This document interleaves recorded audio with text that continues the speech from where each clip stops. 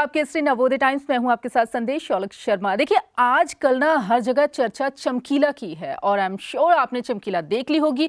और अगर आपने चमकीला देख ली है तो इतना भी मुझे यकीन है कि आपको ना चमकीला के हर किरदार के बारे में पता चल गया होगा, क्योंकि हर कैरेक्टर अपने आप में इम्पोर्टेंट है। तो हमने सोचा कि क्यों ना उसके ऐसे कैरेक्टर को आपसे मिलवाया जाए जिसके स्क्रीन पर आते भी आपके चेहरे पर स्माइल आ जाती थी और अब भी स्माइल आएगी। तो ज़्यादा सस्पेंस नहीं क्रिएट करते तो मिलवाते हैं चमकीला के पप्पू उर्फ जशन कोहली से। Welcome to Punjab Kesari Navodaya Times. Jashan, कैसे हैं आप? थैंक यू संदेश जी, थैंक यू। मैं बहुत बढ़िया जी। और पप्पू बन के कितना प्यार मिल रहा है क्योंकि चमकीला को तो बहुत ज्यादा प्यार मिल रहा है। तो कैसी वो फीलिंग कैसी है? देखो जी, मैं खुद सरप्राइज हूँ। एक्चुअली सरप्राइज नहीं, क्योंकि पता ही था कि इम्तियाज सर की फिल्म है तो धमाका तो होना ही है। और इतने सालों बाद इम्तियाज सर की फिल्म आ रही है तो बहुत मुझे लगता है डेस्परेट थे लोग कि इम्तियाज सर का आए। और उनकी फिल्म में जो पप्पू मिला, बड़े ही दिलचस्प है ये पप्पू। हमेशा इसको बीच में घुसने की आदत है कि कैसे चमकीला और अमरजोत इकट्ठे ना हो सके। तो वो बड़ा ही प्यारा सा एक रोल है और मुझे बहुत खुशी है कि मैं इम्तियाज सर के इस सिनेमा में कुछ पार्ट निभा सका। है ना, इम्तियाज सर के बारे में जब भी हम सोचते हैं ना कि ये इनका मास्टरपीस है, उसके बाद इम्तियाज अली ऐसा कुछ कर देते हैं ना कि हमें गलत साबित कर देते हैं कि वो मेरा मास्टरपीस नहीं से, अभी तो ये है, इसके बाद और कुछ आएगा, है ना? देखो संदेश जी, मैं सिर्फ ये कहना चाहता हूँ कि मतलब कि एज एन एक्टर ना आपको कुछ टिक मार्क्स होते हैं कि इसके साथ काम करना है, इसके साथ काम करना है, इसके साथ काम करना है। तो भगवान का मैं इतना मतलब कि शुक्रगुजार हूँ कि मेरी जो टिक मार्क था इम्तियाज सर के साथ काम करना, वो आज हो गया। उस बंदे के साथ काम करना ना ऐसे लगता है कि कुछ मैजिशियन है। एक तो उनका ऑरा, ऐसे उनके बाल हैं, उनसे मिलो तो वैसे ही ऐसे देखते रह जाता है कि क्या है ये बंदा, इतना ऑरा है उनका। फिर जब उनके साथ काम करो ना, इतना ईज है। और फिर आपको लगता है जो क्रिएटिव सेटिस्फैक्शन की हम बात करते हैं कि हम क्यों इस लाइन को चूज़ करते हैं, हम क्यों एक्टर या कोई क्रिएटिव फील्ड में जाना चाहते हैं, इट इज़ जस्ट दैट कि हमको क्रिएटिव सेटिस्फैक्शन चाहिए। जैसे मेरे अंदर एक्टिंग का कीड़ा है, शांत कैसे होना है, एक अच्छे डायरेक्टर के साथ होता है। तो वो एक्सपीरियंस मेरा इसमें था कि क्या कमाल का बंदा है और क्या कमाल का डायरेक्टर है। बिल्कुल, क्योंकि वो चमकीला को ना पता भी चलता है कि बहुत लंबी मतलब डीप स्टडी होती है ना, रिसर्च बहुत लंबी जी। ऐसे करके बनाई हुई है। देखो जी, 2 साल तो मुझे लगता है उन्होंने स्क्रिप्टिंग में लगा दी। उन लोगों के साथ रहे, वो उनके घरों में उन लोगों से बात करी। मतलब कि मुझे लगता है पंजाब में इतना कोई जानता ही नहीं होगा चमकीला को जितना इम्तियाज अली जानता है, पंजाब से ना होकर। तो ये एक बहुत बड़ी बात है। अच्छा, आप जब आपको ये ऑफर हुई तो आप पहले जानते थे पप्पू के बारे में? पप्पू साइड में, आप चमकीला जी के बारे में कितना जानते थे? देखो जी, 2 चीज़ें बताता हूँ। तो क्योंकि मैं उस एरा में उतना था नहीं, हाँ, तो जेन्युइनली मुझे उतना नहीं पता, मुझे उतना नहीं पता था। हाँ। बट क्योंकि म्यूजिक लवर्स हैं हम पंजाब में, तो गाने सुने हुए हैं और छुप छुप कर नहीं सुने हैं, खुलेआम सुने हैं और सबको पता था। बट वो क्या है कि वो एक सिर्फ गानों वाली लाइफ ही पता थी कि चमकीला एक लेजेंड है, ये सिंगर है, ये है। बट जो पर्सनल होता है ना कि बंदा कहाँ से कहाँ पहुंचा, वो जो जर्नी थी वो नहीं पता थी, सच बताऊं। और मुझे लगता है किसी को भी नहीं पता, ऊपर ऊपर से सबको पता। वो मुझे इम्तियाज सर से पता चले कि अच्छा ये बंदा है। और इतना इंटरेस्टिंग चीज़ मैं अब आपको बताने वाला हूँ। तो इम्तियाज सर को एक फ्रेश चेहरा चाहिए था फॉर चमकीला, जो मैंने सुना। मुकेश छाबड़ा जो बॉम्बे के सबसे बेहतरीन और बड़े कास्टिंग डायरेक्टर हैं, उनको ये रिस्पॉन्सिबिलिटी दी गई कि आप चमकीला ढूंढिए। आप मानोगे नहीं, मैंने चमकीला के लिए टेस्ट किया। हाँ। मेरा पहला जो टेस्ट था मैंने घर से बनाया था। फिर इतने लोगों ने टेस्ट दिया इस चीज़ का, चमकीला का। पूरे हिंदुस्तान से हम 8 लोगों को बॉम्बे बुलाया गया, हमारी वहाँ वर्कशॉप हुई, फाइनल हमारा टेस्टिंग हुई गई। और मुझे आज भी याद है कि मुकेश छाबड़ा सर ऐसे कहते थे, बेटा तुम 8 में से ना कोई एक चमकीला है। एंड वी वर लाइक बाप रे, इम्तियाज़ अली का चमकीला। और मेरे भी सपने यहाँ थे, मैं ही हूँ जी चमकीला। आई वॉज सो कॉन्फिडेंट, और बाकी साथ भी टैलेंटेड लोग। बट फिर कुछ महीने बीते, ये मैं बात करूँ 2020-2021 की। हाँ। इतना लंबा प्रोसेस है ये। फिर पता चला कि दिलजीत दोसांझ इज डूइंग चमकीला। तो पहले तो निराश हुआ मैं कि मैं क्यों नहीं हूँ। बट फिर पता था कि दिलजीत इतना बड़ा स्टार, वो ब्रांड है। और ऑब्वियसली कि मुझे भी आज फिर मैं ये कहता हूँ कि चमकीला कोई कर सकता था तो वो दिलजीत ही था, क्योंकि इतना बेहतरीन काम किया उन्होंने। बट आज भी वो जो मैंने देखा था ना, वो सपना कि मैं इम्तियाज़ अली का चमकीला, वो नहीं हुआ। बट इतनी अच्छी चीज़ हुई कि जो मैंने ऑडिशन किया था चमकीला का, उसमें जो मैंने इनोसेंस, मैंने ना अपने घर वालों के साथ को इन्वॉल्व कर लिया, छत पर रिकॉर्ड कर, मैं परफॉर्म कर रहा था चमकीला के गाने पे, तो वो रिकॉर्ड कर रहा था मैं, और मैंने अपने फैमिली को इन्वॉल्व किया, कुछ और दोस्तों को इन्वॉल्व किया एज ऑडियंस। तो इम्तियाज़ सर ने वो ऑडिशन देखा और उसने कहा कि ये जो इनोसेंस है ना, ये मेरे पप्पू में है, मुझे ये पप्पू चाहिए। तो फिर मुकेश सर की टीम से मुझे फ़ोन आता है कि यार इम्तियाज़ सर अब आपको पप्पू के लिए टेस्ट करना चाहते हैं। मैं कहा पहले तो मैं, सर कहाँ चमकीला करना है मुझे, नहीं कहता बेटा Pappu is very important, do it, Imtiaz sir की फिल्म है। मैं कहा ठीक है। तो फिर मैंने पप्पू का ऑडिशन दिया चंडीगढ़ से, और थोड़े ही दिनों में मुझे इम्तियाज़ सर की टीम से फ़ोन आ गया कि यू लॉक्ड। और मैं क्या, भाई रब ने सुन ली कि इम्तियाज़ सर के सिनेमा में मैं जाने वाला हूँ और उस जर्नी का पार्ट होने वाला हूँ, तो बहुत खुशी हुई। अच्छा, जब चमकीला के लिए आपको शॉर्टलिस्ट किया गया तो आपने कुछ तैयारी शुरू की थी चमकीला के लिए? जी देखिए, वो बहुत इनिशियल राउंड्स थे, तो उन्होंने ये कहा था कि अभी के लिए आप चमकीला के किस गाने पे परफॉर्म करो, अगर आप सिंगर नहीं हैं तो चलेगा। मैं सबको बताना चाहता हूँ मैं सिंगर नहीं हूँ और मैं नहीं गा सकता था, बट उनको तब सिंगर नहीं चाहिए था, उनको एक एक्टर चाहिए था जो कुछ वैसा वैसा दिखे, वैसा कर सके और सिंसियर हो अपने काम के लिए। तो जब मैंने भी तैयारी की, हम सबको कुछ ना कुछ पार्ट दिया गया था कि इस पार्ट को चमकीला की वीडियोस देखो और वैसा करने की कोशिश करो। तो फिर जैसे अभी आपने अगर फिल्म देखी होगी, एंड में पहले ललकारे नाल वो आता है गाना, और दिलजीत और परिणीति वैसे ही एक्शंस कर रहे हैं, जैसे कि वो ऐसे करता है, एक्शंस वैसे करने हैं। फिर तुम्बी की प्रैक्टिस, तुम्बी मुझे नहीं आती थी बट मैंने माइम करने की कोशिश करी।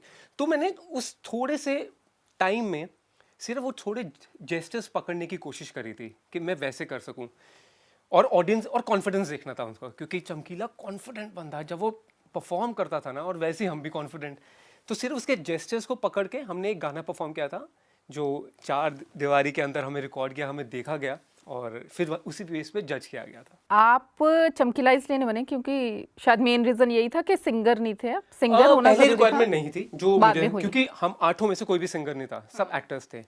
बट ऑब्वियसली वो बात है ना कि अगर सिंगर भी मिल जाए, एक्टर भी मिल जाए, स्टार भी मिल जाए तो और बढ़िया, क्योंकि एक सीन भी लाइव सिंगिंग का हुआ है ना इसमें शूट। जी। तो है ना? तो वो बाद में सब कुछ जो हम आए, तो अभी तो वो तो जब दिलजीत और परिणीति ऑन बोर्ड आ गए, फिर रहमान सर और इम्तियाज सर की टीम ने कितना बेहतरीन डिसीजन लिया कि सारे गाने जब हम अखाड़े शूट करते थे तो दिलजीत और परिणीति लाइव परफॉर्म करते थे, और उसी शोर में, उसी एम्बियंस में वो रिकॉर्ड होता था। मुझे याद है कि ए आर रहमान सर की टीम से आती थी वहाँ पे, और लाइव रिकॉर्ड हो रहा है और हम ऐसे देखते थे, बाप रे, दिलजीत परफॉर्म कर रहा है, परिणीति परफॉर्म कर रहा है, और हम भी इंस्ट्रूमेंट्स कुछ बजाते थे। पप्पू को कोई इंस्ट्रूमेंट नहीं आता था, तो मुझे सर ने एक दिन कहा कि पप्पू तू भी स्टेज पर है। तो मैं कैसा करना क्या है? जवाब नहीं दिया, शूट कर दिया शुरू। अब मैं क्या करूं? तो मैं क्या कर रहा हूं, मैं पैसे पकड़ने शुरू कर देता हूं लोगों से और पैसे गिनने शुरू कर देता हूं, इम्प्रोवाइज कर दिया, क्योंकि पप्पू को कोई इंस्ट्रूमेंट नहीं, हम अपने किरदार के दायरे से बाहर नहीं जा सकते थे। तो ऐसी बड़ी प्यारी प्यारी चीजें हुई हैं इस सेट पे। हाँ, आपका जो रोल है चमकीला में वो बहुत प्यारा है, बीच में आ जाना है ना, अलग करने की कोशिश करना। तो आप पप्पू के बारे में वैसे जानते थे? देखिए कि इस फिल्म के लिए ना हमने काफ़ी सारी वीडियोस देखी थी, चमकीला की बहुत, टिक्की की बहुत, ढक्कन की बहुत, कैरेक्टर्स की।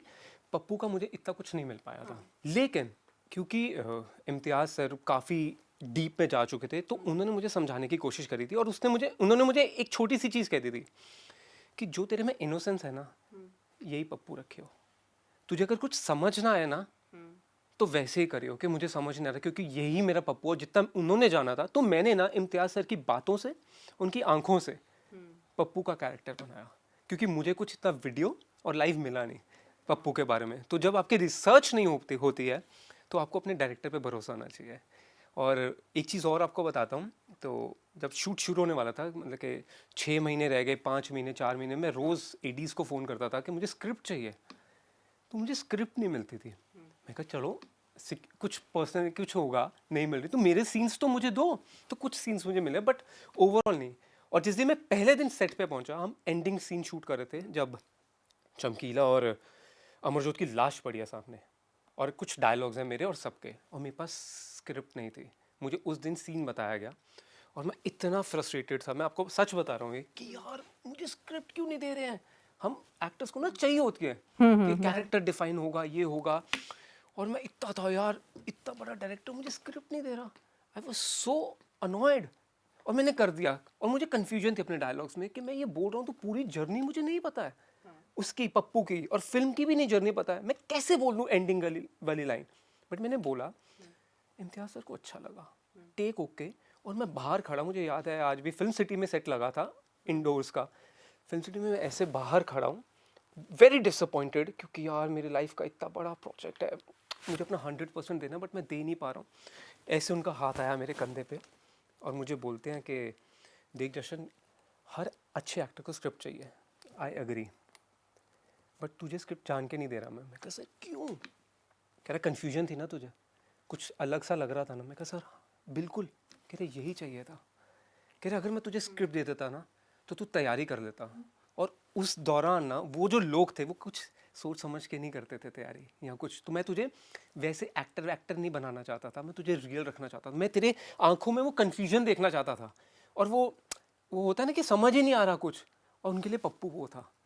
और मैं सोच रहा हूँ यार एक डायरेक्टर के विजन कि मुझे जान के स्क्रिप्ट नहीं दी गई ताकि वो कन्फ्यूजन, वो ऐसी चीज़ उनको दिखे कैरेक्टर में, नेचुरल, और उनको मिल गया। कमाल की बात है। और मेरे लिए बहुत बड़ी बात है कि बाप रे क्या सोचा इन्होंने। हाँ सच्ची बहुत डिफरेंट सोचा, क्योंकि कुछ कुछ डॉक्यूमेंट्रीज़ के बारे में जितना मुझे पता है कि ऐसी बनी हुई हैं जिनमें डायलॉग्स नहीं होते, नेचुरल होता है, तो मुझे लगा कि ऐसा कुछ होगा, लेकिन ये विज़न कुछ अलग निकल के आया है बंदा ही अलग है। मैं बता रहा हूँ, अब इम्तियाज़ अली, उनकी सोचने का तरीका ही अलग है। मैं तो सर को इतनी बार कहा सर मुझे तो आपसे प्यार है। कहाँ शूटिंग कहाँ पे हुई है इसकी? तो इसका क्या है, बहुत लंबा स्केट था। तो इनिशियली हमने फिल्म सिटी में, बॉम्बे फिल्म सिटी में सेट लगाया था, जहाँ पे आपने देखा होगा कि जहाँ भी फिल्म में आप देखेंगे उसकी दुकानें दिखाई गई हैं, कोई कह नहीं सकता ये सेट है। वो इतना प्रिसाइस है, इतनी डिटेलिंग में, वो बॉम्बे में लगा था। फिर हम पंजाब आ गए थे, पंजाब में भी संगरूर में काफ़ी देर, लुधियाना में काफ़ी देर, ऐसी ऐसी जगहों पे शूट कर रहे हैं जहाँ पे कह रहे हैं सर ये कहाँ ले गए हो आप, इतने इंटीरियर्स में, और उनको सब पता है। मतलब कि ऐसा पंजाब मैंने नहीं देखा पंजाबी होकर जो उन्होंने देखा हुआ है, जो कमाल की बात है। और जितने भी हमारे अखाड़े थे जो परफॉर्म होते थे, सर कोई गांव, कोई पिंड ढूंढ लेते थे, वहाँ पे कोई भी पेड़ होता था, हर पिंड में ना ऐसा कोई पेड़ होता है जहाँ बंदे ताश खेल रहे हैं, मजे कर रहे हैं, आपको पता है, वो पेड़ ढूंढते थे, उस पेड़ के नीचे लगता था सेट, और वहाँ पे परफॉर्म करते थे। और मैंने हमेशा देखा है कि इम्तियाज सर ना हर चीज़ में एक पेड़ ढूंढते थे, पता नहीं क्यों, ये उनकी विजन थी, बट मैंने ये चीज़ ऑब्जर्व करी, उनको एक अच्छा सा पेड़ चाहिए होता है, और वहीं पे बस वो स्टेज बना देते थे और यहाँ पे चमकीला परफॉर्म करें। फिर वो काफ़ी साल पीछे चले जाते थे ना सीधा। अच्छा, अब अगर पीछे का जिक्र हुआ ना, जैसे फिल्म इस तरीके से है कि सीधा 80s में चली जाती है ना, और आप वो 80s को जी रहे थे एक टाइम पे, है ना, तो एकदम से जब कट होता, फाइनल होता, आप दोबारा से आ जाते थे आज के टाइम में, तो एकदम से जो चेंज था वो कैसा लग रहा था आपको? देखिए ये ना तैयार किया जाता है कि किसी चीज़ के लिए, जैसे जंग के लिए, जंग ऐसे नहीं लड़ी जाती, आपको तैयारी चाहिए होती है। तो इस सेट पे पहुंचने के लिए भी ना वो तैयारी थी, वो मेंटली भी थी।